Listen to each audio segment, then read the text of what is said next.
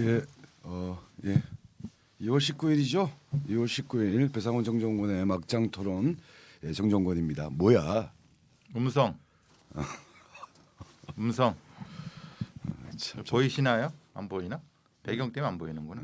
그 배로이 그만 입어. 배로이. 배로이 포에버 때문에 안 보이잖아. 시의 한 줄.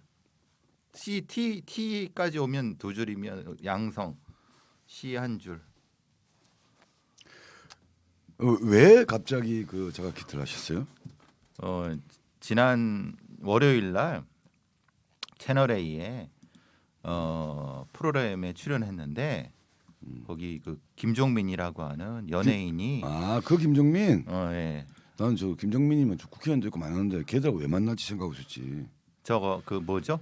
저 신지 김종민. 예. 이름이 뭐더라? 그 그룹인데 저기 아씨. 왜 그 그룹 이름 뭐지? 하여튼 그 그룹인데 그 김종민 씨가 거기 진중권도 나왔어요. 같이 출연해요. 근데 음. 그 사람이 어제 확진됐다고 연락이 왔어요. 근데 저는 사실 멀리 있었거든요. 그리고 저는 뭐 말도 섞지도 않았기 때문에 별 문제 없었는데 저도 증상 없었고 근데 뭐 문자가 와갖고 검사 받아보더라서 오늘 아침 받아본 거예요. 코요테. 맞아. 그래서 했더니 뭐 그냥 음성 나왔어요. 우리 이정임님, 73님, 신마정님, 은홍님, 한다나님 감사합니다. 이효신님, 수정님, 미니토마토님, 맑은미소님, 멜로디님, 미니토마토님, 빌리님 감사합니다. 아니 그러니까 뭐 이게 근데 자가 키트 정확도가 한 30-40%라면서요. 예, 신속 항원은 한 70% 되고. 이게 신속항원. 자가 키트 아니야고? 다르대. 네? 자가 키트하고 네. 신속 항원 검사하고는 다르대. 신속항원 검사는 뭐예요? 이 양반이 진짜 네. 그 임상병리사 아니에요? 네, 그런데 어쨌든 자가 키트가 있고 신속 항원 검사가 있고 PCR이 있고 아, PCR이 제일 이제 정확도가 높은 건데 그렇지. 잘 안 해주고 음, 그러면 신속 항원 검사를 하는데 그건 한 70% 음. 정도고 자가 키트는 한 40% 30-40%라고 하더라고요. 어쨌든 뭐 다 코수 시기의 깊이 정도에 따라서 달라진다고 하던데. 몰라 어쨌든 그냥 예. 어쨌든 뭐 음성이 나왔으니까 입센 노라님, 정승사자님, 직감 반갑습니다. 자가 내가- 키트를 내가 못 믿기 때문에 네. 마스크 나 쓰세요. 마스크 쓰고 할 거고 베로이는 내가 죽을 때까지 입을 거야 이거. 날 말려도 나 입을 거야. 알지? 그래서 사세요. 그렇게 살다가 가세요. 예. 감사합니다. 근데 요새 하여튼 이 그 우리 그 오미크론 선수들 요새 느낌이 그 느낌이야. 어떤 느낌이냐면 임진왜란이 터졌어. 한국 전쟁이 터졌어. 곳곳에서 저 포성이 뻥뻥뻥 터져. 아직 나한테까지는 안 왔어. 근데 곧 임박해서 올 것 같은 느낌이잖아요. 공포. 주변에 많이 와 있어요 지금. 이 배상원한테도 와 있고 제 집사람, 제 와이프 다니는 직장에서 확진자 나가지고 와이프도 이제 신속 항원 검사 맡아. 거기서 음성. 그래서 저지가 됐어. 저 아들내미 다니는 그 동네에도 뭐가 있어. 그래서 음성. 이 곳곳에서 이 저지의 바리케이트는 쳐지고 있는데 곧 나에게 올 것 같은 느낌. 참. 비아이세님 예 감사합니다. 셔츠가 좀 괜찮죠. 예. 로라님, 입센 로라님, 이윤희 실종 사건 보셨죠? 거기에 범인이 있는 거 아시죠? 어쨌든 포청천님 반갑습니다. 예. 좀 불안한 마음이지만 그래도 뭐 우리는 우리의 숙제, 우리의 일을 진도를 나가야 되겠죠. 자 오늘 사건 사고는 또 군대 얘기를 했네. 요새 우리는 군대, 경찰, 검찰, 뭐 연쇄 방화 뭐 이런 것만 다루고 진짜. 진짜 이 그런 얘기 하더라고요. 그 프로파일러는 맨날 보는 게 그런 강력 범죄 이런 걸 보니까 그것만 보고 살피고 그러니까 약간 이게 뭐 멘탈이 좀 약하면 힘들겠어. 그렇죠. 네, 근데 사기꾼들도 있어요. 어쨌든 네, 하여튼 자 그래서 오늘은 군대의 그 군대야 뭐 아시겠지만 뭐 공군 부사관 이 성폭력 사건으로 이제 극단적인 선택을 한 이후로 계속 이어지고 있는데 그것만이 아니라 지금 원래 군대 내에서도 이런 성추행 사건, 이런 성범죄 관련돼서 상담한 상담관이 있다면서요. 예. 상담관이 있는데 이 상담관이 오히려 거꾸로 이 그 성추행 성범죄 피해자들에게 좀 막말을 막 하고 있다며. 해롱이. 음.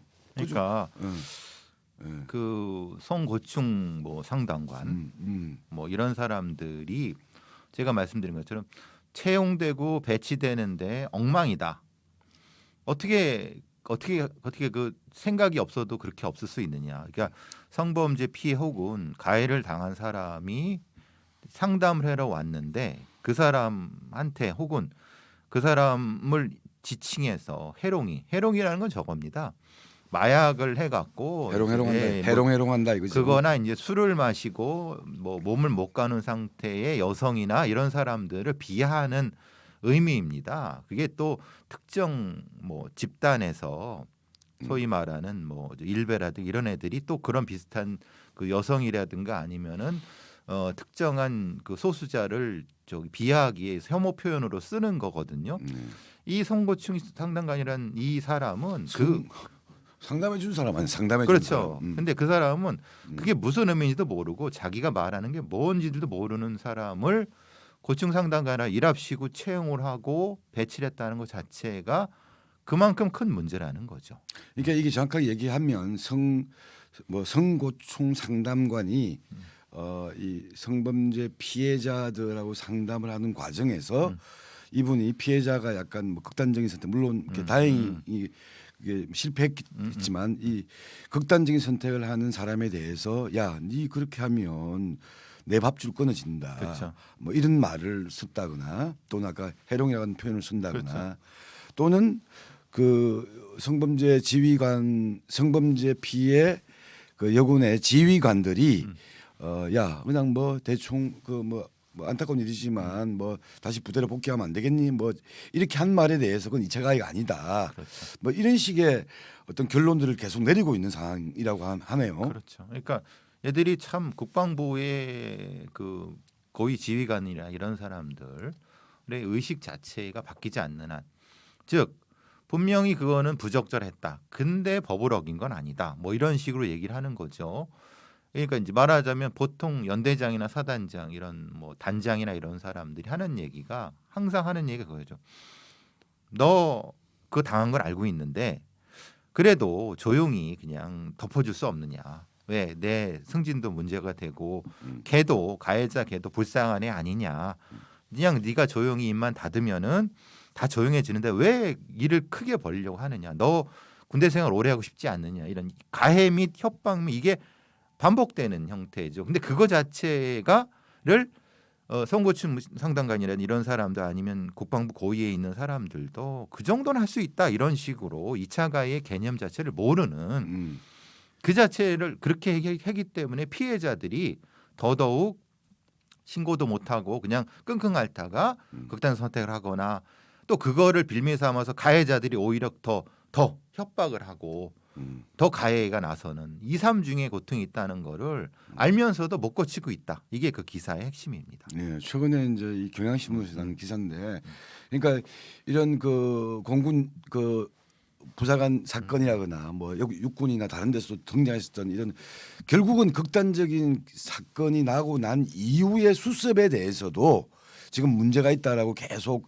그 피해자 유족들이나 문제를 제기하고 있는데 그런 이미 사건이 크게 터진 그 이전에 아니 이런 문제에 대해서 문제 제기를 하고 상담도 하고 이런 일이 더 커지지 않도록 제발 방지해야 되는 그 사람들 그게 성고충 상담관이고 성고충 상담 문제 뭐 심의위원회인데 여기에서의 어떤 인식이라든가 감수성 자체가 뭐 그 정도 뭐 좀 문제가 있는데 뭐 이건 2차 가해는 아니고 뭐 이런 식의 어떤 분위기라고 하는 게 더 위험한 거 아니냐. 그렇죠. 뭐 사실 쉽게 말하면 이런 거 아니에요? 이 주변에 인화성 물질들이 많아. 그게 누적되고 있어. 근데 이때 뭔가 라이터를 켜거내서 불이 나잖아요. 그러니까 불이 난 이후의 문제가 아니라 지금 인화성 물질들이 주변에 많이 있는 거다. 이거 빨리 이걸 처리해야 된다. 이런 게 이제 그런 상담관이나 어떤 이런 선고충 문제에 대한 심의위원회의 기능들인데 인화성 물질들을 제거할 생각도 안 해 지금은 보니까. 아니 그 정도면 그냥 살아가도 돼. 이런 식의 인식이 이제. 그렇죠. 마스크 적당히 쓰고 이라는 얘기죠. 제가 근데 왜 그런 일이 벌어지는가를 말씀을 드렸던 적이 있습니다. 제가 서울 디지털대학교 경찰학과에 있을 때 2012년 1년 2, 3년쯤에 무슨 일이 벌어졌냐면은 국방부나 이런 데에서 대규모로 군 상담사 같은 자격증을 신설해 갖고 따게 했습니다. 그러니까 보통 말하는 중사 혹은 뭐 부사관이라고 하죠. 걔네들한테 자격증을 따게 했어요. 왜 그러냐 했더니 그때도 비슷한 일들이 많이 생겼던 거예요. 그러니까 말하자면 그때 여군들이 많이 들어오면서 이런 어떤 말은 사건 사고가 많이 생기니까 그리고 뭐 극단 선택도 많이 하고 그러니까 이것을 좀 상담하고 그럴 수 있는 사람을 외부에서 뽑자라고 얘기가 많이 됐는데 문제는 그렇게 뽑자고 하니까 외부의 사람들을 그 체계에 들어오는 걸 극도로 거부했던 사람들이 일종의 그 이 편법을 쓴 거죠. 어떻게 했냐? 기존에 있는 아무 할 일 없는 아니면은 보직에서 밀려난 애들을 재교육시켜서 자격증을 따서 걔네들을 선고증 상담 같은 걸로 만들자라는 아이디어를 내갖고 그게 국방부에 받아들여지면서 이 난장판이 벌어지는 거예요. 즉 말하자면은 실제로 자격도 없고 자격이 있다 하더라도 해서는 안 돼. 왜 해서는 안 되냐면 이 사람들은 이미 기존의 지휘 체계에 이미 푹 절여진 사람들이라서 이 사람들은 몇 마디 도덕적인 말을 해줄 수는 있어도 실제적으로 이걸 바꿔줄 수 있는 어떤 자격이나 아니면 그런 위치에 있는 사람들이 아닌데 그렇게 배치를 하면서 광범위하게 지금 우리 그 육군이나 공군 이런 해군대 광범위하게 그런 그 자격증을 가진 사람들이 재배치가 되면서 이런 문제가 발생했대요. 그러니까 그러는 애들한테 그런 사람들한테 가서 여군 피해자가 가서 그런 얘기를 한들 얘네들은 똑같은 인식이라는 거예요. 조금 참아라. 너 군대에서 오래 해야 되지 않느냐. 그냥 조용히 합의해주고 참자.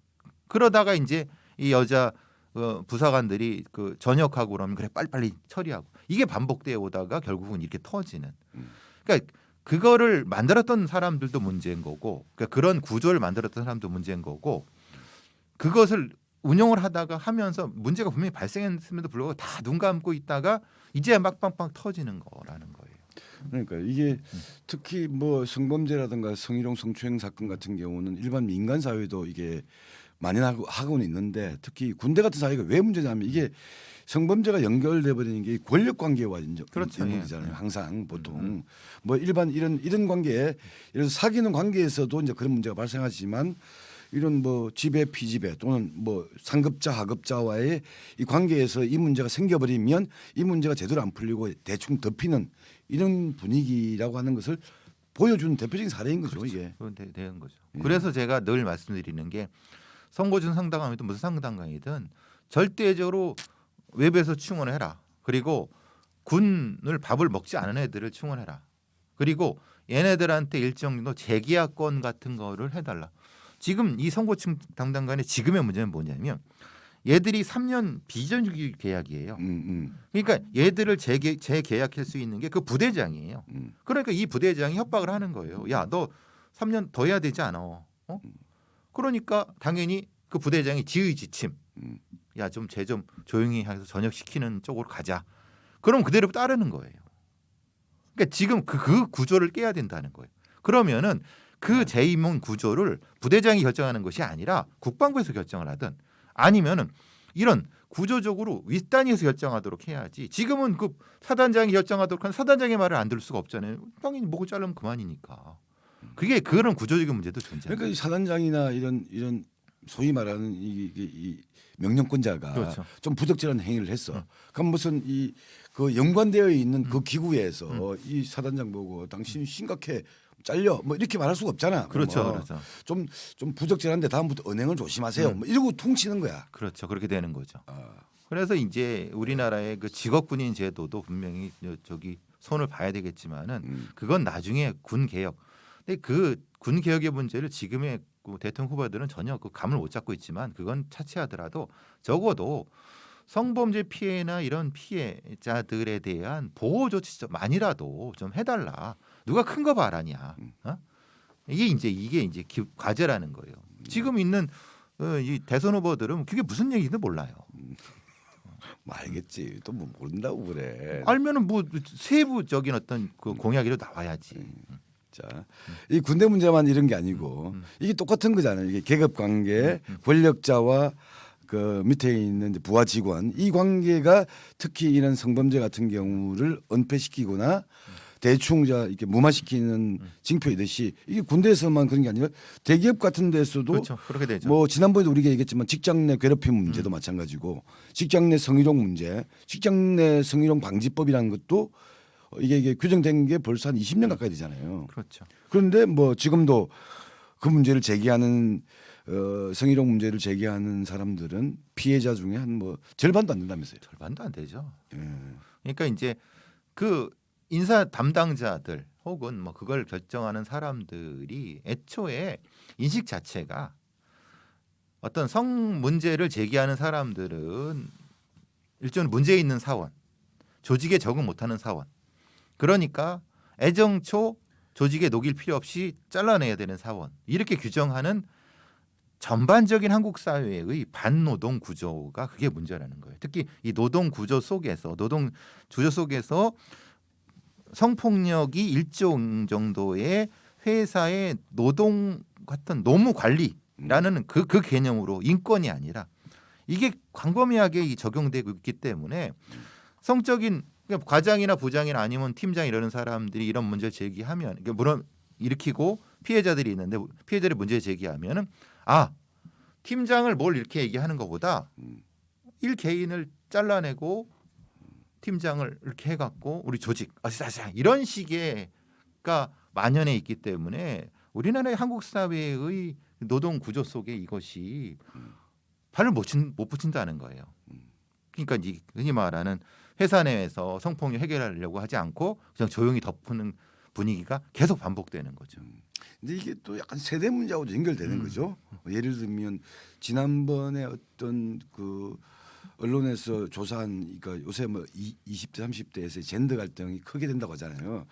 젠더 갈등 문제가 크게 심화되고는 있지만 약간 독특한 게 뭐냐면 이런 성평등 의식은 오히려 20, 30대에서는 그게 이대남이든 이대녀든 간에 상당히 높다는 거예요. 오히려 이런 문제에 대해서는 예민한 거는 여성만 그런 게 아니라 남성도 그렇다는 거야.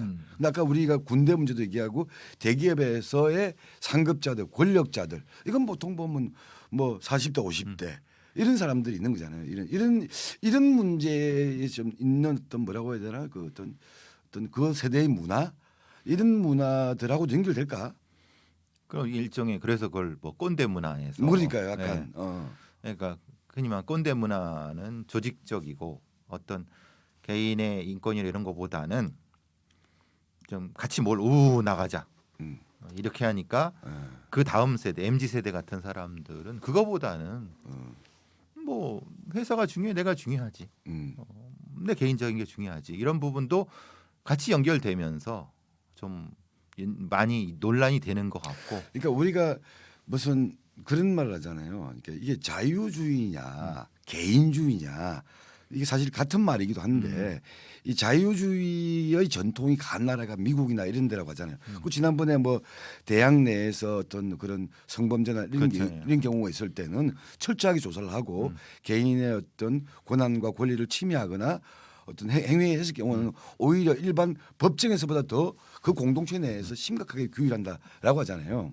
물론 이걸 우리 한국에서는 이런 식의 어떤 자기의 권리, 자기의 자존감 이걸 건드리는 것에 대해서 예민한 것에 대해서 너무 개인주의로 치부하는 것 같아요. 야 조직과 공동체를 생각해야지. 네 개인 이게 아니라 어쨌든 한 사회가 발전하려면 개인의 자존, 자주권, 존엄권 이런 문제에 대해서 민감한 게 오히려 사회 발전의 어떤 성숙도의 징표 같다는 생각이 들고 그런 의미에서는 뭐 50대, 60대 소위 말하는 꼰대 세대, 기성 세대보다는 20, 30대에서는 그런 문제에 대해서 예민하고 또는 자기 주장을 강하게 하는 것 자체는 그걸 뭐 싸가지 없다거나 아우 세상이 바뀌었어 이렇게 말하는 문제는 아닌 것 같다라고 저는 생각을 하거든요. 그런데 거기서 이제 약간 좀 튀는 경우는 이런 거죠. 왜 여성의 권리를 과도하게 주장을 해? 이대남의 세계관이죠. 그러니까 그 부분은 조금 우리가 고민을 많이 해야 될 것 같다는 생각이 들어요. 그러니까 말하자면 우리가 같이 이 성평등의 문제를 해결해야 되는데 이대남들이 상대적으로 박탈감을 느끼는 것은 어떤 구조에서 그렇게 나올까 이런 부분도 분명히 우리가 지금 같이 좀 아니 고민해야 될것 그러니까 같아요. 아니 근데 그건 잘 봐야 돼요. 이대남들이 애들이 약간 똘끼가 있는 거는 뭐냐하면 사회 전체적으로 왜 여성한테 약간 치우쳐 있는 거 아니냐. 그리고 예를 들면 남녀 차별이나 이거는 윗세대에서 만들어진 게 우리 세대는 그런 성평등이나 성폭력 문제에 대해서는 좀 단호해야 된다라는 거는 공감을 해. 그렇죠. 그러나 그것 때문에 오히려 남성이란 집단 자체에 대해서 역차별 주는 것에 대한 불만 뭐 이런 거라고 보여지는데 그러니까 개인으로서의 그런 어떤 성평등 의식이라든가 아니, 남자 여자든 개인의 권리는 존중해 준다 이거는 비슷한 것 같다는 생각이 드는 거죠 저는. 그래서 그거를 좀 정확히 좀 판단해 봐야 될 것 같다는 생각이 들고요. 예, 하여튼 여전히 아까 그 군대 내에서 또는 대기업 내에서 이런 성희롱 성범죄에 대해서 위로는 관대, 밑으로는 엄격해, 뭐 이런 거 있잖아요. 이런 문화가 오히려 우리 사회의 어떤 그 인화성 물질, 뭔가 이게 확 터져버릴 수 있는 인화성 물질들을 누적시키고 있는 거다. 그런 부분들 빨리 해결하는 문화와 방법이 필요한데 이제는 제일 안 바뀌는 동네 중에 하나가 군대와 대기업이다. 그런데 거꾸로 물어보면 저는 요 생각이 들더라고. 코로나가 많이 터지잖아요. 오미크론 이게 되면서 사람들이 집단 감염이 곳곳에서 생기잖아요. 근데 현대자동차 이런 대공장들 있잖아요. 이런 데서 잘 안 생기잖아요. 그 수만 명의 사람들이 한 공장에서 한 라인을 타고 있는데 그런 데서 왜 잘 안 터지는 것 같아? 어떤 게? 코로나 집단 코로나, 감염. 오히려 그런 데서는 집단 감염이 아니 10만 명이 그래 되면 그런 데 큰 데가 안 터지고 있잖아요. 다른 말로 하면 거꾸로 이 엄청 엄격하게 관리하는 거야. 왜? 이건 노동력이잖아요. 그렇죠. 여기서 하나 터져버리면 라인이 써버려. 그러면 회사한테 엄청난 피해가 오는 거거든. 그렇죠. 예를 들면 공기업이나 이런 데는 하다못해 걸렸잖아. 그러면 야 집에서 재택근무해. 이게 되지만 현대자동차나 생산직에서 그게 됩니까 그게? 그렇죠. 그러니까 이제 확실히 그 사람들은 이런 형태의 노동 관리를에 대한 노하우가 많이 있는 거예요. 노하우가 많이 있을 뿐만 아니라 이건 자신들의 이윤과 문제이기 그렇죠. 때문에 대충 해라 이런 말을 안 한다는 거지 거기는. 엄격하게 한다. 우리 뭐냐 인디고님 늦게 들어오셔갖고 예. 음성 예 반갑습니다. 이정희님 반갑습니다. 전 옆에 이런 지뢰와 지금 함께 지금 우리 방송을 하고 있습니다. 지금. 울산 노라님 감사합니다. 예 그리고 그러니까 어쨌든 하여튼 그러니까 이 그 큰 대공장에서는 하다못해 코로나 이런 문제에 대해서 문제가 터져버리면 이게 용어가 이상하지만 중요한 노동력이고 이게 서버리면 자신들의 이윤 문제에 심각한 타격이 오기 때문에 뭐 사회에서 정부에서 말하기 전에 자기들이 엄격하게 챙긴단 말이에요. 그러니까 이런 마인드가 오히려 저는 아까 군대 내에서의 어떤 이 성문제, 성범죄, 대기업 내에서의 성희롱 문제 여기가 오히려 우리로 볼 때는 인권의 문제로서 얘기하지만 바로 그게 군대의 어떤 뭐 강함을 만들어 나가는 중요한 지표다. 이런 마인드를 좀 가지는 것도 필요하지 않을까라는 생각이 좀 들었습니다. 자, 이야기 어차피 지금 성범죄 얘기했으니까 하나 더 얘기하죠. 최근에 한겨레 21에서 요새 그 좀 기획 기사로 시리즈를 하고 있는데 그 중에 이번에 다룬 거 보니까 이 성범죄, 성폭력 범죄 중에서 친족 성폭력 성범죄의 심각성. 그러나 그 심각성에 비해서 드러난 정도가 상당히 적다. 이게 뭐 보통 이걸 암수범죄라고 하잖아요. 암수범죄죠. 암수범죄 비중이 훨씬 높다. 이런 지적들을 하면서 특히 또 그런 친족 간 성범죄 같은 경우는 다른 일반 성범죄에 비해서 본인이 이제 고발을 한다거나 이렇게 문제로 드러내는데 걸리는 시간 자체도 상당히 오래 걸린다고 하면서요. 그렇죠. 여기에 대해서 좀 설명을 좀 해주셨으면 좋겠어요. 이게 이제 보통 우리가 가장 다루기 힘들고 또 상당히 정신적인 트라우마도 큰 것이 친족 성범죄입니다. 특히 이제 친부나 계부에 의한 성범죄, 뭐 말하자면 어린 그 아이에 대한 자녀들에 대한 성적 공격, 그리고 또 하나는 뭐 이제 뭐 오빠, 사촌 오빠에 대한 뭐 성적인 공격들 이런 부분들인데 문제는 이게 이제 드러나기가 쉽지 않다. 왜냐하면은 일단은 신고 자체도 어렵고 그렇죠. 그 다음에 신고가 된다 하더라도 실제로 수사기관에서 처리하는 과정에서 대부분 이제 합의라기보다는 그냥 그러니까 신고를 피해자가 취하. 이제 예. 피해자가 취한다거나 예. 약간 강도를 낮춘다거나 근데 그 왜 피해자가 취한다고 하는 개념은 뭐냐면 그 피해자의 친권자가 가해자와 관련되잖아요. 그러니까 이것을 빨리 분리를 하거나 아니면 빨리 어떤 조치를 취할 수 있는 시간적 혹은 어떤 그 이 제도적인 것이 없기 때문에 예. 대부분의 경우 친족 성범죄, 친족 성적 공격이 표면적으로 드러나는 경우는 의사 혹은 학교 선생들에 의해서 제3자에서 신고된 경우가 제일 많습니다. 예. 즉 이 아이가 딱 보니까 뭐 치료를 받는데 몸에 상처가 있고 뭐 여러 가지 학교에 상담하는 과정에서 굉장히 심각한 문제가 발생했어. 그러니까 이것은 이 사람들 의무적으로 이제 신고를 해야 되는 부분이기 때문에 경찰에 신고를 하는데 문제는 그게 신고가 됐을 경우 이제 가해자가 친권자 부모이기 때문에 문제는 이들을 그 가정에 돌려보내는 것 자체가 심각한 일종의 2차 가해, 3차 가해 된다. 그러면 신고되는 즉시 이 아이 혹은 이 피해자를 예. 거기서부터 분리시켜서 할 수 있는 시스템적인 게 거의 없다. 그러니까 보통의 경우는 이게 이제 이런 형태의 친족 성범죄가 드러나고 사건화되는 경우는 그나마 조금 생각이 있는 다른 친족들이 이 아이를 거기서 끄집어내 갖고 보호하고 이럴 때 보통 이제 사건화가 되고 그러는 거고 또는 그 친족이 뭐 병원이나 상담소에 가서 상담을 좀 받게 하고 그렇죠. 뭐 이렇게 되는 거죠. 그런 형태인 거고 이 아이가 다시 집에 들어갔을 경우는 거의 뭐 죽음에 이르거나 아니면은 엄청난 협박. 왜냐하면 보통 아버지가 가해자인데 어머니는 거기에 동조자인 경우, 오빠가 가해자인데 부모는 오빠를 감싸고 아이를 예. 뭐 입을 막으려고 하는 이런 형태가 되기 때문에 심각히 암수 범죄는 굉장히 높다. 거의 이 경우는 실제로 사건화가 되는 경우는 20분의 1, 5%도 안 된다. 사실 이거는 한국 사회에서 굉장히 심각한 문제인 불구하고 한국 사회는 가족주의 전통이 심하기 때문에 어떻게 가족 내에서 이런 일이 벌어지냐라고 물으면서 실제로 사건화가 되거나 수사관들도 굉장히 이거 다루기 어렵고 또 다루기를 기피하는. 이게 이런 문제 터졌어. 터졌으면 지금은 많이 나아졌겠지만 대외적으로 쪽팔린다고 생각하는 거냐. 그렇죠. 집안 망신이라고 생각하는 그렇죠. 거냐. 집안의 일이라고 생각하는 거예요. 집안 망신이다. 네가 힘들지만 뭐 참아라. 일단 스탠스가 이렇게 등장하는 거잖아요. 그렇죠. 기본적인 스탠스죠. 가족 회의를 하죠. 웃긴 게 가족 회의인데 가해자 회의를 하는 거죠. 가해자 회의를.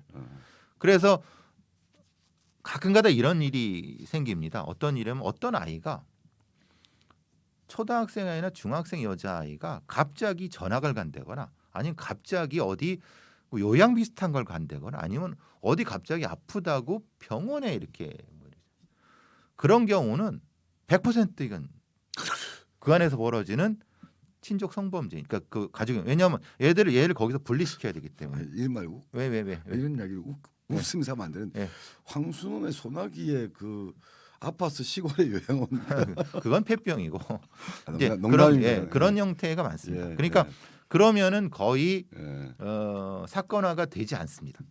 그러니까 그렇죠. 여태까지 특히 또 2013년도에 친족에 흔히 말하는 친고죄가 폐지되기 전에는 더 심했고 그렇죠. 그리고 이제 친족 내의 성범죄에 대한 조항이 생기기 시작하고 김보은 사건이 생기고 그러면서 이 사회가 전체적으로 이런 문제에 대한 인식이 높아지는 게 굉장히 느리게 진행이 됐습니다.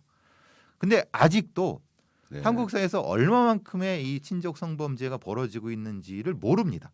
그냥 다만 추정할 뿐입니다. 그러니까 그 기사에 의하면 지난 5년간의 경찰청 자료에 의하면 성폭력 사건 중에서 그 피해자 가해자 관계가 친족 관계인 경우가 1.8%, 그렇죠. 한 2% 정도라고 경찰청은 보고 있는데 근데 이게 아까 얘기했던 뭐 암수 범죄의 성격도 있고 잘 드러나지 않는 부분도 있는데 그것에 관련되어서 약간 볼 수 있는 징표 중에 하나가 상담 기관들이잖아요. 그렇죠. 이런 상담소에서 이런 성범죄를 상담했을 경우 이 경우에서 친족 간의 경우가 자기들이 보는 상담이 들어온 건수에 비해서 비교해 보면 친족 관계의 경우가 한 15%라고 하는 거예요. 그렇죠. 거의 10배 가까이가 차이가 나는 거고 이것도 뭐 잠깐 통계는 아니죠. 그렇죠. 어, 그건 그냥 거기서 이 상담 들어온 것만을 가지고 하는 거니까. 그러니까요. 그래서 이제 사실 전수조사가 필요하다. 아니면은 예. 샘플 조사가 필요하다. 이런 부분이 필요하고 또한 이렇게 이제 국가가 아이들을 일정 정도 양육하는 시스템에 대한 철학이 한국 사회에 꼭 필요하다. 그러니까 여태까지 한국 사회의 사회복지 체제라든가 하는 보육 양육 개념은 기본적으로 가족을 통한 보육 양육 개념이었습니다. 사회복지도 마찬가지죠. 가족을 통한 사회복지예요. 근데 이것이 한계를 가지고 있다. 왜? 그거는 정상성의 가족을 상정하는 거기 때문에 그럼 그렇지 않은 가족 구조에 대한 부분은 사회복지는 아니면은 여러 가지 보육 양육에서 벗어나야 되느냐. 그러니까 이런 철학적인 전환이 꼭 필요한 상황인데 그것이 지금 막혀 있는 상황인 거죠. 그래서 이런 겁니다. 그냥 아이들은 아이들을 그냥 낳아놓고 그냥 알아서 큰다고 하지만 사실은 이 아이들이 어떻게 크는지를 잘 모르는 그런 상태가 된다는 거죠.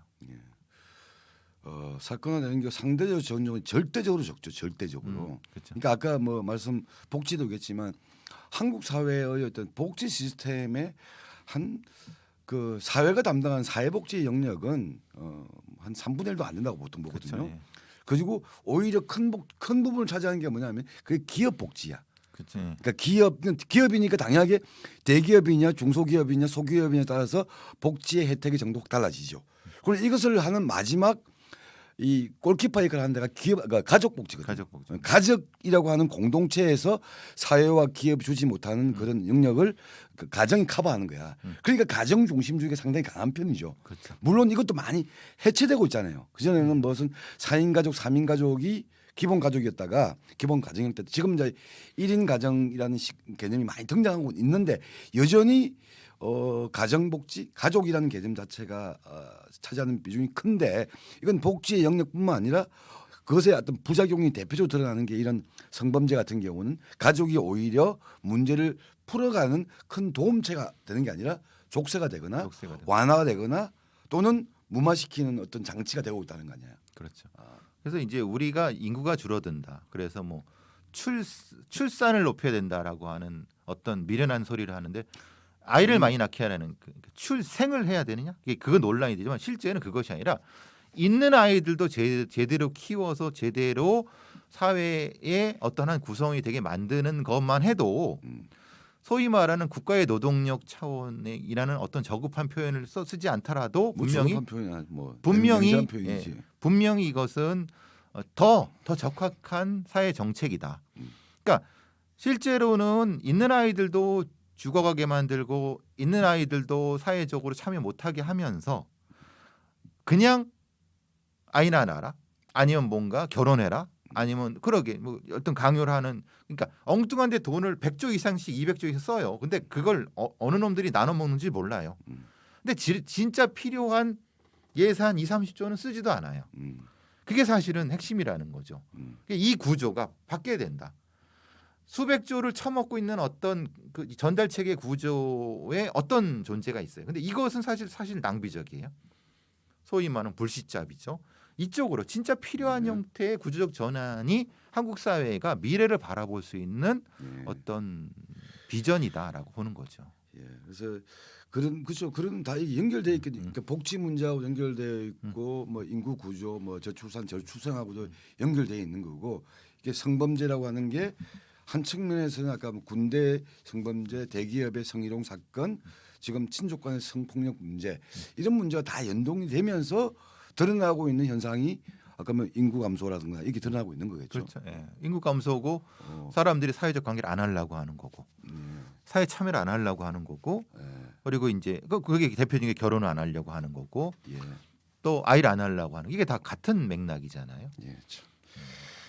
하여튼 이런 부분들 뭐 저희가 뭐 어떤 갑자기 이야기하는 문제는 아니죠. 지금 저희가 쭉 이야기했던 맥락 중에 하나가 이제 이런 문제, 그렇죠. 이 성희롱 성범죄의 문제에서 가해자에 대한 강한 응징만이 아니라 그 주변에 있는 어떤 구조, 상황, 또 사회에 미치는 영향 이런 것들 을 함께 고민했으면 좋겠다. 그냥 그 친족간 성폭력 범죄라고 하죠. 아우 저 미친 새끼들 뭐 저런 놈이 어떻게 엄마 아빠야 뭐 이런 식으로 비난한다고 되는 문제가 아닌 것 같다는 거죠. 그렇죠. 뭐 예. 당연히 비난을 해야 되겠지만 거기서 끝나면은 그 피해자들 더 많이 생기고 있다. 그런 거 바꿔야 된다. 예.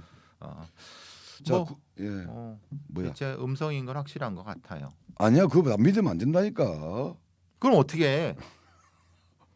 음성이 음성. 자, 전반적인 성문제와 연결되는 얘기를 좀 해봤고요. 두 번째 이야기는 그 얘기를 해보죠. 저기 검경 수사권 조정 관련되어서 큰 이야기는 했는데 지금 어쨌든 수사 종결권이 경찰한테 있잖아요.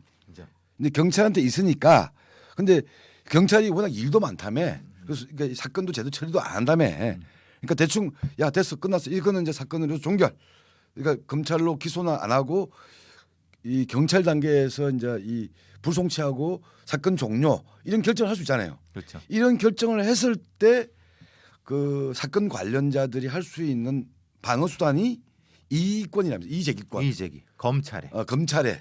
검찰이 이의제기를 해가지고 이 경찰의 수사 종결에 대해서 동의 못한다. 그래서 검찰이 다시 한번 살펴달라고 할 수 있다면서요. 그렇죠. 그런데 그렇게 올라간 사건들 중에 10건 중에 3건은 다시 경찰로 돌아오는 게 현실이라고 한다. 그러니까 이게 말하자면은 문제는 그러면은 그러니까 이제 이걸 보는 건 경찰이 제대로 하지 않았다. 아니 제대로 했을 수도 있죠. 제대로 하지 않았을 수도 있는 거고 그러면 그것을 검찰에서 제대로 한번 봐달라라고 하는데 근데 그대로 그냥 3분의 1은 그대로 되돌려 보낸다. 그게 제가 지난번에 말씀드린 것처럼 되돌려 보내면 어디로 되돌려 보내느냐? 그러면 경찰이 받잖아요. 그럼 받으면은 당연히 원래의 수사한 데가 아닌 다른 데에서 수사를 하도록 해야지 맞는데 왜? 아니 원래대로 돌아가면 그렇지 않습니까? 뭐 너 잘못하지 않았어라고 하는 거잖아요. 근데 우리가 왜 잘못했어? 제대로 했는데 그러니까 원래의 부서로 돌려보내면 사실 의미가 없는 거죠. 근데 지금 그렇게 하고 있다. 그게 이제 지금 검경 수사권 중에 수사의 문제 중에서 심각한 문제 중에 하나다. 즉 내가 그러면 수사 종결권을 경찰한테 준 게 문제예요? 아니면 검찰의 행위가 문제인 거예요? 그래서 윤석열 후보는 준 게 문제라는 거죠. 그러니까 결국은 준 게 문제인데 그래서 검찰에서 그걸 다시 하겠다라는 식으로 이제 이번에 공약이 낸 게 대체적으로 그런 식인 거고 그런데 그거는 답이 안 된다. 왜냐하면 어차피 이전에 검경 수사권 조정이 안 됐을 때도 대부분의 경우는 이 뭐 검찰이 할 수가 없다. 그 많은 사건을 할 수가 없다. 그러니까 그때는 형식적으로는 이렇게 가져와서 했지만 실제로는 뭐 관심도 안 가졌는데 이제는 뭐 권한이 이쪽으로 있었으니까 필요한 부분만 가지고 와서 이렇게 돌리는 방향으로 한 거 아니냐. 자, 정리를 해봅시다. 이전에는 경찰의 수사 종결권이 없을 때는 최종적으로는 검사가 수사를 지휘하잖아요. 그렇죠. 그러니까 이게 기소, 불기소, 불송치 이런 결정은 경찰이 내리는 것이 아니라 검찰이 최종적으로 오다를 때려주는 거 아니에요. 그렇죠. 검사가 유일한 수사권자이기 때문에. 그러니까 검사가 결정하기 때문에 이 사건에 대해서 문제 제기를 하려면 검찰한테 할 수가 없어. 왜? 검찰이 도장을 찍은 거기 때문에. 그렇죠. 그럴 때 할 수 있는 마지막 방법이 법원한테 하는 거죠. 그렇죠. 재정신청. 재정신청하는 방법이 이었는데 그 지금은 바뀌어가지고 경찰이 독자적인 결정을 할 수 있어. 그 결정할 수 있는데 그럼 여기에 대한 이의제의는 이제는 법원이 아니라 좀 무관해진 검찰한테 할 수 그렇죠. 있는데 되는 거죠. 검찰한테 이 경찰 구로경찰서 결정에 대해서 난 동의 못해요 이러면서 검찰한테 얘기했는데 검찰은 보니까 자기들이 할 건 하더라도 또 30% 정도는 다시 돌려서 야 구로경찰서 다시 조사해봐 라고 하는 보완 수사를 지시한다는 거 아니에요. 그렇죠. 근데 문제는 그 보완 수사를 지시한다 한들 구로경찰서나 이런 데에서 뭐 특정하면 미안합니다만 걔네들이 다시 또 예를 드는 거니까. 할 거냐 어. 안 한다는 거예요. 예. 왜? 그렇게 하게 되면 자기네들이 첫 번째 수사했던 게 잘못됐다는 걸 인정하는 꼴이 되니까 그렇죠. 하니까 우리가 한번 봤는데 사실은 보지 않았는데 보았는데 별 문제 없는데요. 그대로 송치를 해버려요. 그러면 그때 검찰에서는 그래 그냥 뭐 다시 했는데 다시 돌아와. 그럼 다시는 못 해요. 그렇죠. 현재로서는. 그렇죠. 그냥 꽁꽝 끝나는 거죠. 어. 이게 문제라는 거죠. 그러면 원래의 검경 수사권 조정이라는 전제는 뭐냐면 경찰의 수사 역량이 일정 수준 됐다는 전제. 또 하나 일정 수준 됐고 얘들의 그 수사권을 내부적으로나마 혹은 감찰이나 이런 걸 통해서 감시할 수 있는 구조가 있다는 신뢰할 수 있다는 전제하에서 예. 검경 수사권이 만들어진 건데 문제는 지금은 그게 부실한 상태에서 하다 보니까 경찰의 수사를 이렇게 뭐 이렇게 고소하고 이러는 사람들은 좀 황당해진다는 거예요. 그러니까 얘들이 이렇게 엉망으로 했을 수 있는데 이것을 보완해 줄 수 있는 구조를 국민들은 상실한 것이 아니냐 이런 느낌을 갖는다는 거죠. 그러니까 이게 검찰의 입장, 경찰의 입장 말고 문제를 제기한 일반 시민의 입장이 돼야 되죠. 시민의 입장에서 보게 되면 예를 들면 내 사건을 예를 드는 겁니다. 구로경찰서에서 예를 들면 뭐 사건을 하고 있는데 사건 처리 과정 자체가 좀 마음에 안 들게 가고 있어. 대답도 제대로 안 해줘.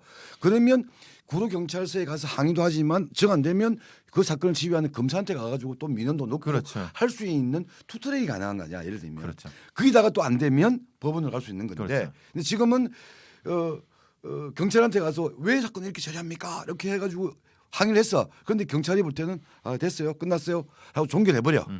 그런데 검찰한테 다시 가서 구로경찰서가 잘못했어요, 좀 제대로 해주세요라고 했는데 이 검찰은 다시 돌려보내는 거냐. 그렇죠. 그리고 우리가 수사한 것이 아닙니다. 경찰한테 가십시오라고 하는 거죠. 예. 그러면은 이게 검사의 결정이 아니기 때문에 항고 준항고도 못 해요. 그리고 재정신청까지 가기가 어려워요. 왜냐하면 검사가 한 게 아니기 때문에 경찰이 한 거기 때문에 그러면은 이렇게 돼야 되겠죠. 보완이 되려면 경찰이 불송치 결정한 어떤 것을 다시 한번 볼 수 있는 구조, 그것도 실질적으로 볼 수 있는 구조가 돼야 된다. 지금은 그게 애매하게 막혀 있다. 그러니까 오히려 실제로 경찰한테 수사를 신고하고 고소하는 사람들은 벙 뜨는 느낌. 그 검찰은 또 직접 수사권이 없어. 그렇죠. 그러니까 경찰로 무조건 가야 돼. 어디서? 이 다리를 건너야지만 사건이 되는 거야. 그렇죠. 근데 문제는 또 직접 검사한테 고소를 못 한다는 거예요. 그러니까 근데 문제는 뭐죠? 이렇게 가지고 그러니까 이 경찰의 결정에 대해서 불만이 있는 사건이 작년 1년 동안 2만 5천 건 중에서 한 7천여 건이 다시 경찰로 돌아왔다는 말이에요. 그렇죠. 어디 그러면 모두 다 이 제기하면 그러면 검찰이 다 할 수 있으면 좋지. 근데 검찰의 역량과 한계 속에서 경찰에서 끝난 사건들에 대해서 이 제기한 모든 건은 다 가면 검찰이 다 한다. 이렇게 할 수 있나요? 그렇지 못하죠. 거기도 보면 성격이 나눠줄 수 있는 그렇죠. 거 아니에요. 야, 요거는 요런 A와 B에 대한 사항을 보완해 줄 것을 경찰한테 돌려줘야 될 게 있고 이거는 경찰한테 갈 게 아니라 자기들이 해야 될 게 있고 이거 구분할 수밖에 없잖아요. 그렇죠. 그렇게 되는 거죠. 그러니까 그래서 지금의 이거는 핵심적으로 경찰의 문제다. 왜냐? 경찰이 내부적으로 이것을 컨트롤하고 재확인할 수 있는 시스템을 못 갖춘 상태에서 해버리니까 이런 문제가 발생하는 것이 아닐까라는 것이 이제 저나 아니면 다른 전문가들의 얘기이고 말씀하신 대로 이제 기계적으로는 그렇죠. 기계적으로는 검찰에서 검사 넘어간 이제 검사들이 뭐 숫자도 안 되니까 그냥 돌려보내는 건 당연한 거 아니냐. 아니 그리고 더 나가게 되면 더 이걸 극단화 시켜버리면 경찰에서 결정을 내려서 수사를 뭐 어떻게 하는데 이게 대해서 불만 있는 사람들은 전부 다 검사한테 할 수 있잖아. 그렇죠. 이 얘기를 다 해볼 수 있잖아. 그렇죠. 그럼 전부 다 해버리면 그게 무슨 의미가 있냐. 그렇죠. 그러니까 결국은 뭐냐면 이 제기가 안 되도록 경찰이 신뢰를 줘야 된다. 근데 지금은 신뢰를 못 주고 있는 거다. 그건 신뢰의 문제도 있지만 시스템적으로도 경찰에서 도장을 찍으면 이건 다른 방법으로 막 법원으로 가거나 이런 방법으로 갈 케이스 1 그리고 검찰한테 가서 어떻게 해야 될 케이스 2 다시 경찰에서 보안 수사해야 될 경우 3 그렇죠. 이렇게 분류를 또 시켜야 되는 것도 있는 거 그렇죠. 아니냐. 그렇게 되는 거죠. 예. 그래서 그 분류를 예. 예전에는 검사가 다 했어요. 그 분류에 컨트롤 타워는 검사했어요. 어. 그리고 우리나라의 헌법상으로 그것이 검사가 유일했고 그러니까 그때는 검사만 조지면 됐어요. 근데 지금은 이 우회로를 했는데 우회로가 막혀버렸기 때문에 이걸 어떻게 해야 되느냐. 그러니까 이게 뭐 어떤 이게 검찰 경찰 수사권 조정이라고 말하는데 뭐 그럴싸하게 말하는데 실제 현실로 가게 되면 얽히고 설키고 뭔가 제도 작동이 안 되는 것 같아. 그렇죠. 안 된 거죠. 그래서 결국은 경찰 개혁을 같이 했어야 된다는 거예요. 근데 지금도 보면 무슨 대선의 구도가 이게 검찰 공화국이냐 아니냐 또는 지금 이 상황을 얘기하게 되면 배상훈 선생 같이 검찰도 많이 싫어하시는 분이 아니 이건 경찰 문제다라고 얘기하잖아요. 근데 이걸 전부 다 또 이거를 가면 검찰의 어떤 뭐 수사권 조정 이런 거로 다 윤석열은 가려고 하는 것 같고 그렇죠. 또 그래서 윤석열이 문제다라고 얘기하고 있는 것 같고 민주당은 윤석열이 그러니까 문제다라고 하는 거고. 이런 식의 정치 공방만 있는 거고 그렇죠. 실제 이 민원인들에게 이런 사법 시스템이 어떻게 좋은 서비스와 그것도 개선된 서비스를 제공해 줄 것이냐의 문제는 다 고민해서 사라져 버린 것 같아. 그렇죠. 이게 제가 편집장이 진짜 간만에 옳은 얘기한 것 같아요. 뭐? 그러니까 왜냐하면 자가 키트 이 진단의 후유증 같아 지금. 음성입니다. 네. 근데 이제 왜냐 실제로 민원인들이나 고소인들이나 이 사람들이 겪고 있는 이 심각한 문제를 지금 대선 후보들이나 정치권에서는 받아 안으려고 그러지 않다. 너무 복잡하고 귀찮으니까. 근데 실제 현실적인 문제다. 그러니까 적어도 검찰은 욕하되 검찰 공화국이 되는 건 욕할 사람은 욕하지만은 실제로 경찰력이 안 된 부분에 대해서 분명히 우리가 문제 제기하고 거기서 신뢰를 줄 수 있는 방법 그렇지 않을 네. 경우 경찰에서 다른 구조 법원으로 가든 아니면 거기서 뭘 하든 이런 것도 실제적으로 고민을 해야 된다. 그래야지 우리가 한 단계 더 나은 세상을 살 수 있는 거지. 언제까지 검찰 죽일놈 살리놈 할 거냐. 검찰 죽일놈 살리놈도 분명히 필요하지만 우리는 그 다음 단계도 생각해야 된다는 거죠. 네 동의해 줄게요. 네. 하여튼 뭐 그렇습니다. 그래서 뭐 저 같은 사람은 워낙 법 없이도 살 사람이기 때문에 뭐 경찰이나 검찰하고 만날 기회가 별로 없어요. 예, 뭐 예, 이거 예, 한 20년 동안에는 예. 자, 요 이야기는 한번 그래서 그냥 저기 누구는 검찰 편, 누구는 검찰 욕하는 편 이런 문제로 볼 문제는 아닌 것 그건 같다. 넘어가서야 된다는 거죠. 예. 예. 이렇게 봤으면 좋겠다는 이야기를 하고 싶고요. 굳이 뭐 이걸 지금 대선 국민하고 연결시키고 싶진 않아요. 예. 지금도. 왜냐 우리는 이 국면하고는 관련이 없이 예. 조금 한 단계 넘어서고 싶어서 그러는 거고요. 예. 예. 예. 자, 이렇게 하고 이제 시사 문제로 좀 넘어갑시다. 예, 예, 시간도 많이 넘어가시죠. 갔으니까 시간, 예, 예. 시사 문제는 정치인 3명의 행태를 한번 좀 봅시다. 일단 김성태 김성태는 그 자기 딸을 KT에 뭐 그런 거 아닌가요? 특혜 예, 특혜 채용이 되도록 주고받겠다 해가지고 결국은 이 김성태 지금 전 국힘 의원이죠. 김성태와 KT 전 당시 사장 이석채 이석채 회장, 이 예. 10년 전 사건이잖아요. 그렇죠. 최종적으로 유죄 판결을 받았죠. 받았죠. 대부분 최종 유죄입니다. 뭐 아니 이 사람은 김성태라는 사람은 뭐 지가 무슨 뭐 이게 권력에 부당한 뭐라고 하죠? 뭐 탄압을 받고 있는 어떤 뭐 순고자의 생색을 엄청 냈잖아요. 뭐 단식도 하고 단식도 하고 싸대기도 맞고 생쇼를 막 했잖아. 그랬죠. 싸대기도 맞고 그랬죠. 근데 유죄가 났어. 예. 이거는 그나마 사람들이 그래 그럴 줄 알았어 이렇게 될 것 같아. 그렇죠. 근데 또 하나 강원랜드 또 불법 특혜 채용을 권성동 압박한 거 아니냐라고 기소가 되었던 또 똑같은 국힘의 권성동은 대법원에서 무죄가 났죠. 최종 무죄. 근데 이거는 그래서 약간 그런 1심, 2심 다 무죄였어요. 그렇죠. 30도 그래서 그 무죄. 대법원도 무죄가 난 거야. 그리고 이것과 공무원 혐의를 받았던 강원랜드 사장도 이 부분에서는 다 무죄가 났어요. 그렇죠.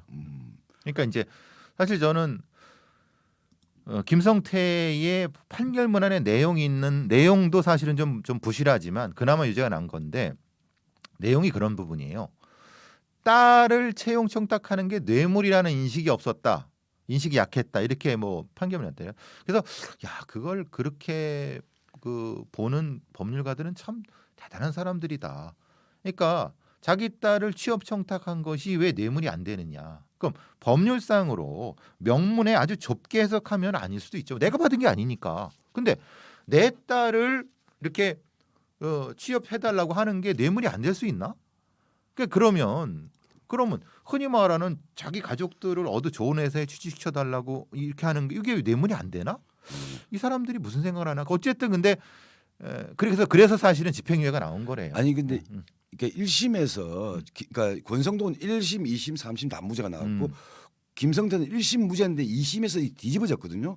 유죄가 나오고 3심에서 유죄가 확정된 건데 쟁점이 뭐였냐면 이 딸이 특혜를 받은 건 사실인데 이 특혜를 받는 과정에서의 김성태와 이숙채의 공모라거나 지시가 있었다는 게 입증이 안 된다라는 게 이제 무죄 취지였어요.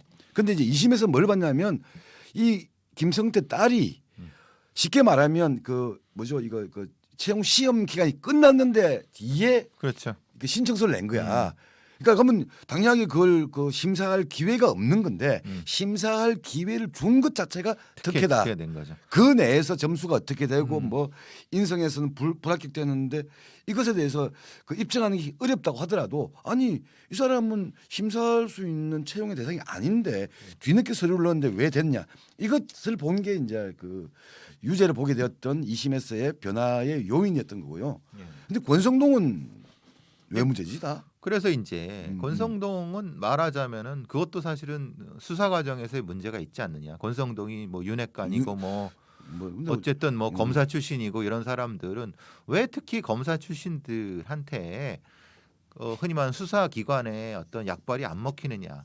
근데 그거는 특별히 그렇지 않을 수도 있어요. 왜냐하면 수사를 해본 사람들은 수사를 하는 사람들의 어떤 약점을 너무 잘 알기 때문에 수사의 예봉을 피해갈 방법들이 여러 군데 있어요. 그러니까 그렇게 해서 개인기를 발휘했을 수도 있지만은 기본적으로 강원랜드의 채용을 청탁하는 과정에서 전 똑같은 맥락이라고 봐요.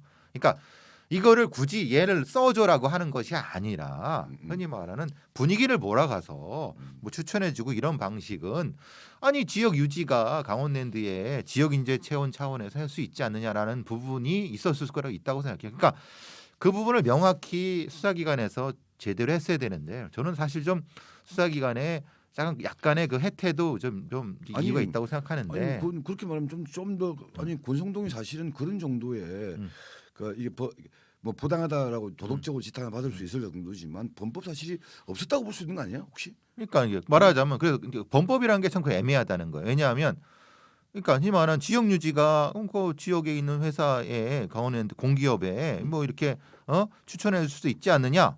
그러니까 이제 관례상으로 그러면 그게 범법인가?라고 하는 그 문제 제기를 하면은 그래 애매한데 이럴 수도 있다는 거죠. 그러니까 아니, 그 말한 대로. 제가 볼 때는 왜냐하면 이게 똑같이 강원랜드에 취업 채용을 압박을 가했다고 하는데 권성동은 1, 2, 3심 다 무죄인데 똑같은 국힘 전 의원이었던 염동열은 다 유죄거든요. 그렇죠. 유죄가 난 거고 지금도 얘도 지금 얘 1심에서 시형이 떨어졌어요. 그리고 똑같은 강원랜드 사장인데 권성동과의 관계에 대해서는 법원에서 다 무죄가 났어요.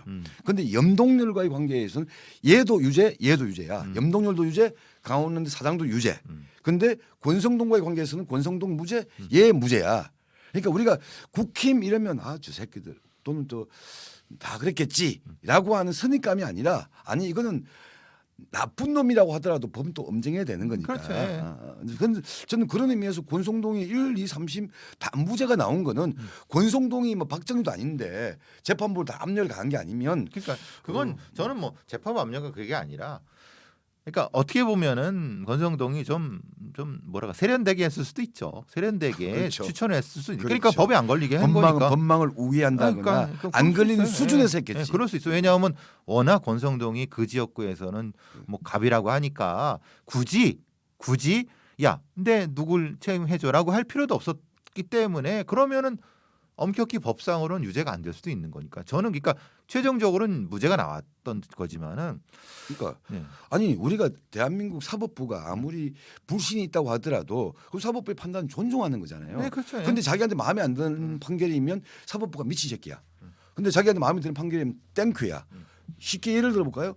이재명 대법원 판결에서 무죄 나왔잖아요. 1심, 2심 엇갈렸는데 대법원에서 그 무죄가 나왔는데 똑같은 대법원이 예를 들면 뭐 다른 편에 대해서 또 다른 판결을 내려.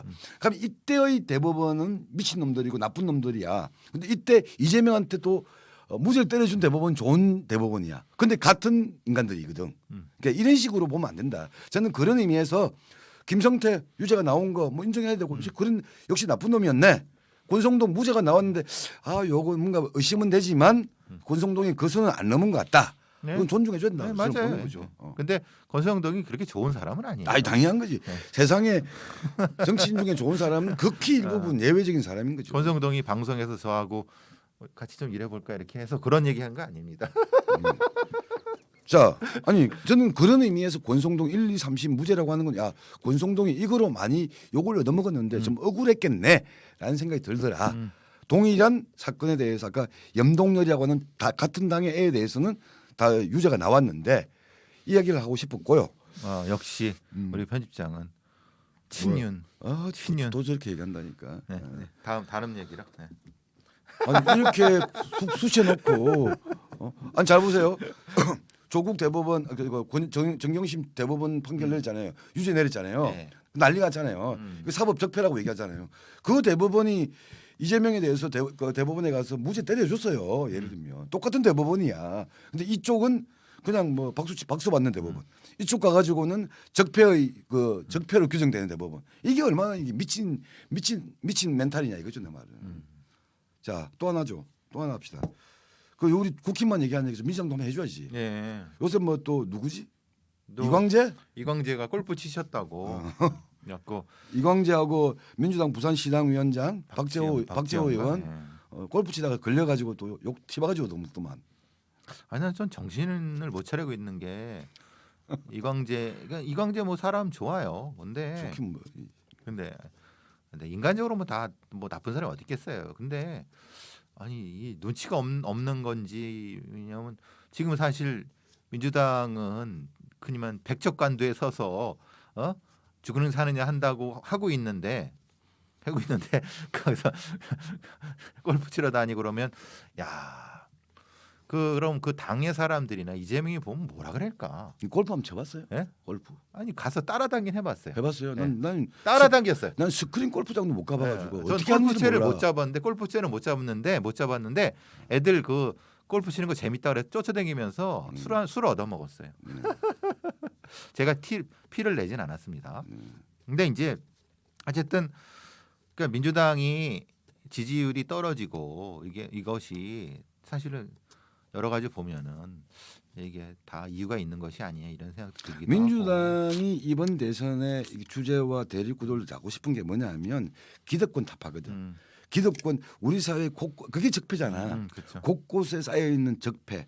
그것에 이제 5년이 지났으니까 적폐란 말이 아니라 기득권 타파. 우리는 여전히 기득권을 타파하고 시민들에게 권력을 돌려주고 싶은 나라를 만들겠다라는 컨셉이야. 그 이재명이 뭐 소년공 출신이기도 하고 이러는 건데, 근데 그 기득권이 누구니? 이러면 아니 권성동이나 김성태나 이런 애들도 기득권이지만 그 골프 치는 이광재는 기득권 아니니? 그렇죠. 박재원이 기득권 아니니? 여기에서 이제 이게 뭔가 이게 방향 설치 잘 안 되는 거야. 그렇죠. 그러니까 타겟팅을 이제는 검찰, 윤석열 검찰, 한동훈 검찰, 뭔가 검찰들은 기득권 같아.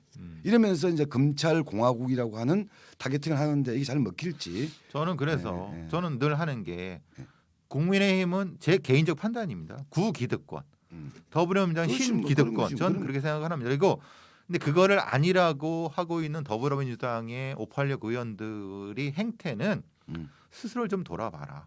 이광재 같은 애들 골프 치러 다닐 그럴 시간이 있느냐. 그리고 걔 말고라도 전국에 있는 더불어민주당의 고또래 애들이 지금 뭐 하고 있는지를 한번 돌아봐라. 예?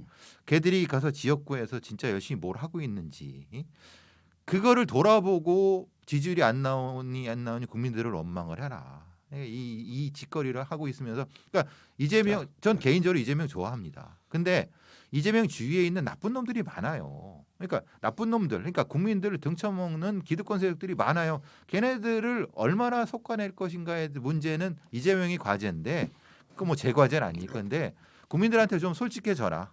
아니면 과감히 솎아내라. 기득권자들을. 예, 자 우리가 여기서 다시 뭐 또 이재명 뭐 저 누구야 저 윤석열 이 구도를 얘기하고 싶은 건 네, 뭐 그럴 필요도 없어. 하여튼 그 김성태 유죄, 권성동 무죄, 염동열 유죄, 그다음에 이광재, 박재호의 골프 이런 것들이 최근에 또 이 대선을 앞둔 시기에 벌였던 일이다 이런 얘기를 하고 싶고요. 자 시간이 12시가 넘어가는데 그래도 이야기는 하고 가야죠. 네, 하실 거예요. 지금 이번 대선에서 약간 뭐라고 해야죠 신변잡기들 이야기잖아요. 무슨 뭐 배우자 이런 얘기 말고 좀 메인 이슈로 떠오르는 게 단일화 문제인 거고 요거는 우리가 몇 번 얘기도 했는데 별도로 하고 지금 최근에 상당히 재밌는 현상이 나타난 게 윤석열의 광주에서 대형 복합 쇼핑몰 유치 공약을 강하게 이야기하고 있고 이것에 대해서 전선 그것이 광주에 상당히 뭔가 이게 뭔가 뭘 던져 그러니까 이 뭐라고 하죠 그 고요한 연못에 화두를 던진 돌덩어리를 던진 거야. 그러니까 파문이 일고 있대요 지금. 근데 이제 사실 아시다시피 광주는 이제 다른 도시에 비해서 다른 광역시에 비해서 그런 게 부족하죠.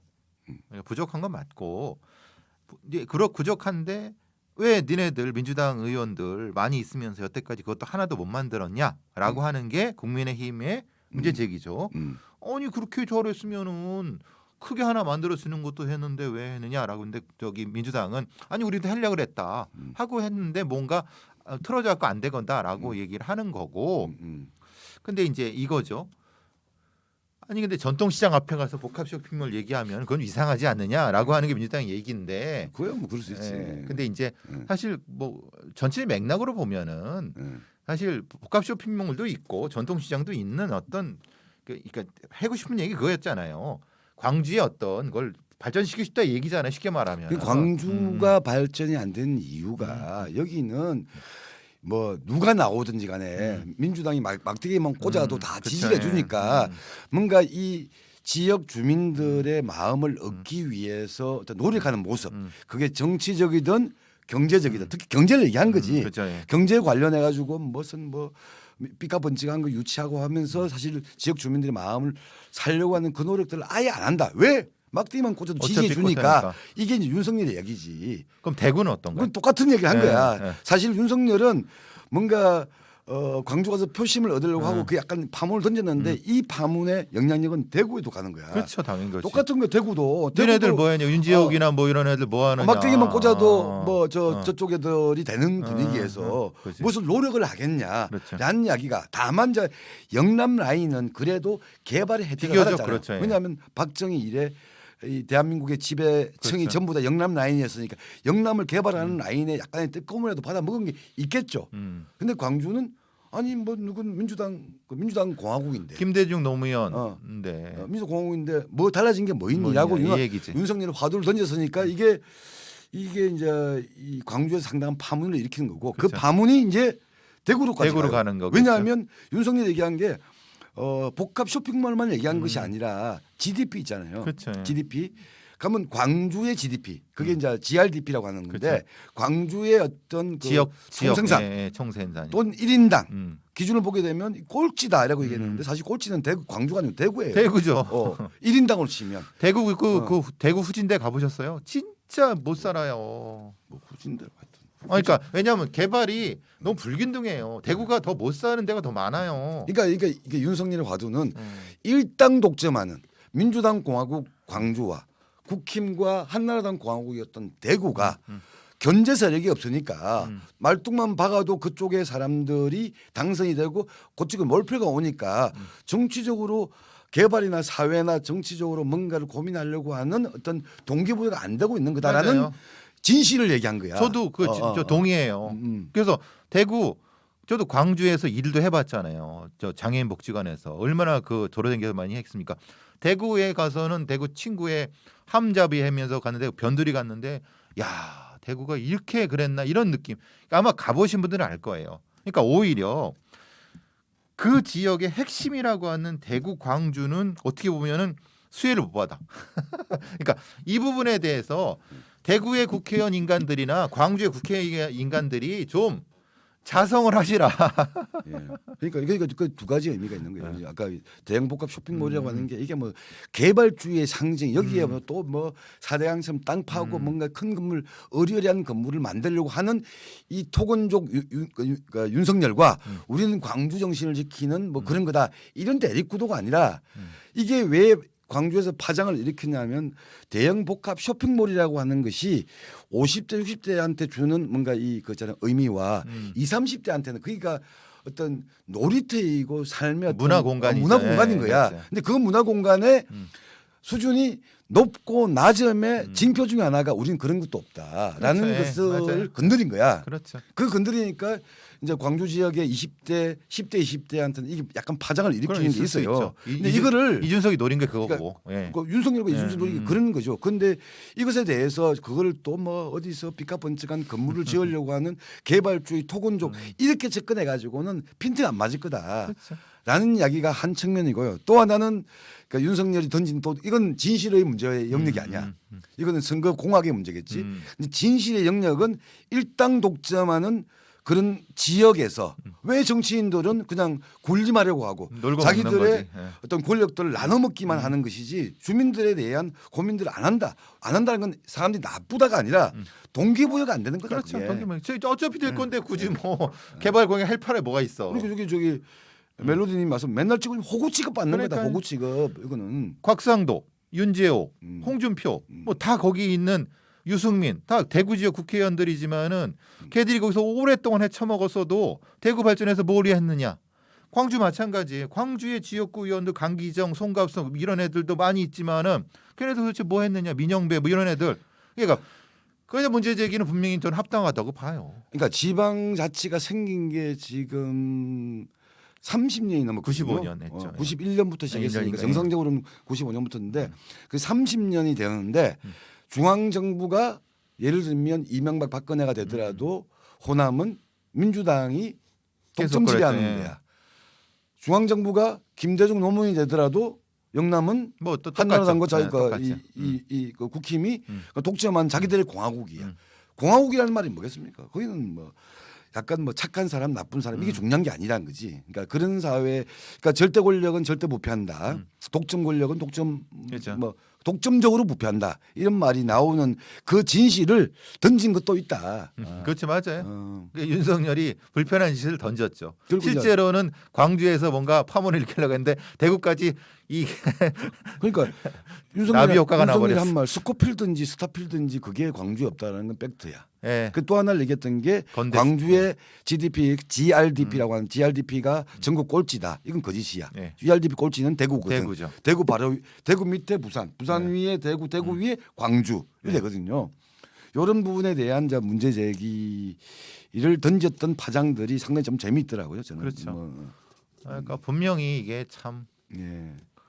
우리가 이제 지역주의 타파 하는데 지역주의 타파의 한 부분이죠. 예. 왜냐 독점적 정치 권력의 유지라고 하는 것이 나타나는 폐해에 대한 얘기가 똑같은 네. 거니까. 근데 이 독점 권력에 일정하게 균일이 났던 경우가 몇 번 있어요. 안철수가 있었고 2016년도에 안철수의 네. 국민의당이 완전 민주당을 썰어버렸잖아요. 그렇죠. 썰어버리면서 대체 역할을 했는데 이제 이게 지속되지 않았던 거고. 그렇죠. 지속되지 않았던 건 국민의당이 과연 지속 가능하고 의미 있는 세력이 되었느냐. 그러니까 민주당을 견제할 수 있는 세력으로 성장하지 못했던 게 있고. 그렇죠. 거꾸로 TK에서 또 떴던 거는 95년도인가 자민련이 있어요. 자민련. 아, 자민련은 어떤 당이었냐. 원래 충청을 기반으로 한 김종필 그게 당이었어요. 영남 자민련 뭐 이렇게 얘기죠. 그게 얘기죠. 예. 아니 영남 자민련은 지금 국힘이나 한나라당이 다 찌그러 들어가지고 그냥 영남에 국한되니까 그걸 비유적으로 영남 자민련이라고 얘기하는데 원래 자민련이 95년도에는 충청 석관 그리고 TK를 석관했어요. TK를. 그랬은 적이 있었나요? 그런 때가 있었다는 거야. 그런 식으로 이 특정한 지역을 독점적으로 지배하고 있었던 정치 세력에 대한 견제 이런 것들이 있었어야 되는데 그게 이제 아주 예외적이고 한시적으로만 있었지만 없었던 것에 대한 어떤 불편함들을 윤석열은 자기의 본의와는 무관하게 던졌던 건 있는 것 같다. 근데 아까 앞에 이야기 광주의 대형 쇼핑몰이 왜 광주에서 파장을 일으키고 있는지에 대해서는 민주당도 지금 머리가 아픈 것 같더라고요. 그렇죠. 자기들이 한 게 있으니까. 예. 요 정도까지 얘기할까요 오늘? 예. 그래도 뭐 1시 10분 1시간 10분이 됐는데 예. 오늘은 또 저 음성입니다. 예, 못 믿겠어. 하여튼. 음성. 예. 근데 이게 뭐가 있다고? 이것도 항체 검사인데. 아니 정확도가 약간 떨어진대. 예, 코로나 항체 검사, 코비드, 음, 안티젠. 잘 몰라요. 한 해본 적이 없어요. 저는 예. 자가 키트도 안 해봤고 신속 카운도 안 해봤고 PCR도 안 해봤거든요. PCR도 해봤어요, 저는. 다 음성. 네, 어쨌든 자, 2월 19일 오늘 배상훈 정종군의 막장 토론 요 정도에서 마무리를 하도록 하겠습니다. 아까 앞서 누가 한 분이 서정현 선생님이 저보고 빵모잠 쓰라는데 제가 조만간 다음 주에 한번 쓰겠습니다. 예. 왜? 예. 몰라. 추위가 가시기 전에 끝나기 전에 빵모잠 한번 쓰시래 나보고. 자, 오늘 요 정도로 마무리하고 마무리 인사 네, 해주시고요. 어쨌든 네. 뭐 코로나 조심하세요. 저도 불의에 방송을 안 다닐 수도 없고 돈 벌러. 근데 뭐 어떤 연예인이 당했으니 어쩔 수 없죠. 하여튼 날씨가 좀 풀리면 좀 좋아지겠죠. 뭐 건강하시고 다음에 뵙겠습니다. 10,000명 구독 부탁드려요. 10,000명으로 가는 길에 꼭 함께해 주시기 바랍니다.